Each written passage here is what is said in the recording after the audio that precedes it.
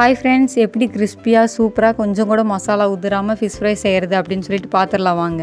இப்போ நான் வந்துட்டு ஒரு 1.25 கிலோ வந்துட்டு பாறை மீனும், ஒரு 1/4 கிலோ வந்துட்டு மத்தி மீன் வந்துட்டு க்ளீன் பண்ணி வச்சுருக்கேன். ஆல்ரெடி க்ளீனிங் வீடியோ வந்துட்டு நம்ம ஷார்ட்ஸில் இருக்குது, செக் பண்ணி பாருங்கள். இப்போ வந்துட்டு ஒரு 1/4 ஸ்பூன் மஞ்சத்தூள் வந்துட்டு ஆட் பண்ணிக்கிறேன். இது கூட வந்துட்டு மீன் வறுவல் மசாலா வந்துட்டு நான் கடையில் வாங்கினதான் யூஸ் பண்ண போகிறேன். இது வந்துட்டு ஒரு 60 கிராம் வந்துட்டு நான் சேர்த்திக்கிறேன் 1.5 கிலோவுக்கு. லைட்டாக வந்துட்டு பெப்பர் ஒரு 1/4 ஸ்பூன் வந்துட்டு போடுங்க. டேஸ்ட் வந்துட்டு இன்னுமே சூப்பராக தூக்கி கொடுக்கும். இது கூட வந்துட்டு நான் லைட்டாக வந்துட்டு ஃபுட் கலர் ஆட் பண்ணுறேன். உங்களுக்கு வேணும்னா நீங்கள் ஆட் பண்ணிக்கோங்க, இல்லைன்னா வந்துட்டு ஸ்கிப் பண்ணிடலாம். இது கூட வந்துட்டு ஒரு 1/4 வந்துட்டு லெமன் வந்துட்டு புழிஞ்சு விட்டுக்கலாம். லெமன் வந்துட்டு கண்டிப்பாக புளிங்க, அப்போ தான் அதோடய ஃப்ளேவர் வந்துட்டு சூப்பராக வந்துட்டு ஃபிஷ்ஷில் வந்துட்டு இறங்கும். அதுக்காகத்தான். இப்போ இதுக்கு தேவையான அளவு வந்துட்டு உப்பு போட்டுக்கலாம். உப்பு கம்மியாக போடுங்க, ஏன்னா அந்த மசாலாலேயே கொஞ்சம் கொடுத்துருப்பாங்க. செக் பண்ணி பார்த்துட்டு நம்ம வந்துட்டு மறுபடியும் கூட ஆட் பண்ணிக்கலாம். ஒரு ஸ்பூன் அளவுக்கு வந்துட்டு எண்ணெய் எதுக்கு ஊற்றுறதுன்னா நல்லா மொறுமொறுன்னு கிடைக்கிறதுக்காக தான் வந்துட்டு எண்ணெய் ஊற்றுறது. இப்போ கொஞ்சமாக தண்ணி ஊற்றி இதை வந்து ஃபஸ்ட்டு பிணைஞ்சிக்கலாம்.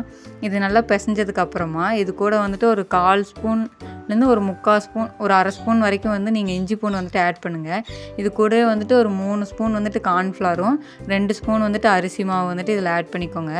இப்போ இதை வந்துட்டு நல்லா வந்துட்டு கலக்கி விடணும். கலக்கி விட்டுட்டு இது கூட வந்துட்டு மிளகாய்த்தூள் வந்துட்டு ஆட் பண்ணணும். ஒரு கொஞ்சமாக வந்துட்டு மிளகாய்த்தூள் ஆட் பண்ணிக்கோங்க. நீங்கள் உங்கள் காரத்துக்கு தகுந்த மாதிரி ஆட் பண்ணுங்கள், ஏன்னா ஆல்ரெடி நம்ம நிறையா மசாலா போட்டிருக்கோம்.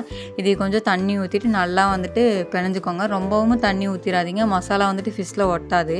இப்போ வந்துட்டு ஃபிஷ்ஷில் நல்லா தடவிட்டு நான் எல்லா மீனும் இதே மாதிரி பண்ணி, நீங்கள் ஊற வைக்கிறதுனால ஊற வச்சுக்கலாம், இல்லை வெயிலில் வந்துட்டு காய வைக்கிற மாதிரி இருந்தாலும் நீங்கள் காய வச்சுக்கலாம். இப்போ பாருங்கள், எல்லாத்தையும் நல்லா கலக்கி கொஞ்சம் கூட கேப் இல்லாத அளவுக்கு வந்துட்டு நீங்கள் மீனோட மசாலா வந்துட்டு ஆட் பண்ணணும். அப்போ தான் வந்துட்டு அங்கங்கே கொஞ்சம் விட்டுருந்துச்சுன்னா மீன் வந்துட்டு உள்ளே இறங்காது. இப்போ நான் எல்லா மீன் மசாலாவும் பண்ணிவிட்டு இப்போ பாருங்கள், ஒரு 1/2 மணி நேரத்துக்கு அப்புறமா ஒரு கல்லில் வந்துட்டு நீங்கள் எண்ணெயிலையும் கூட பொரிச்சுக்கோங்க. நான் தோசை கல்லில் வந்துட்டு போடுறேன். இப்போ 2 ஃபிஷ் போட்டிருக்கேன் பாருங்கள். இது கூட வந்துட்டு கொஞ்சம் மத்தியும் நான் வந்துட்டு ஆட் பண்ணுறேன். இப்போ பாருங்கள், இது திருப்பி போடுறேன் பாருங்கள். கொஞ்சம் கூட மசாலா வந்துட்டு கீழே ஒட்டவே இல்லை. நல்லா வந்து கிளியராக பார்த்தீங்கன்னு தெரியும்னு நினைக்கிறேன். கொஞ்சம் கூட கீழே மசாலா ஒட்டவும் இல்லை, மசாலா பிரியவும் இல்லை. நீங்கள் டக்குன்னு வந்துட்டு மீனை வந்துட்டு திருப்பி போட்டுறாதீங்க, அப்போ வந்துட்டு மசாலா இதாகிடும். போட்டு ஒரு 2 நிமிஷம் கழித்து வந்துட்டு நீங்கள் திருப்பி போட்டிங்கன்னா வந்துட்டு மீனும் உடையாது, மசாலாவும் வந்துட்டு பிரிஞ்சு போகாது, கல்லில் வந்துட்டு கீழே ஒட்டாது. அதுக்காக தான். இப்போ நான் ஒரு ஃபிஷ்ஷை வேணாலும் தூக்கி காட்டுறேன் பாருங்கள்.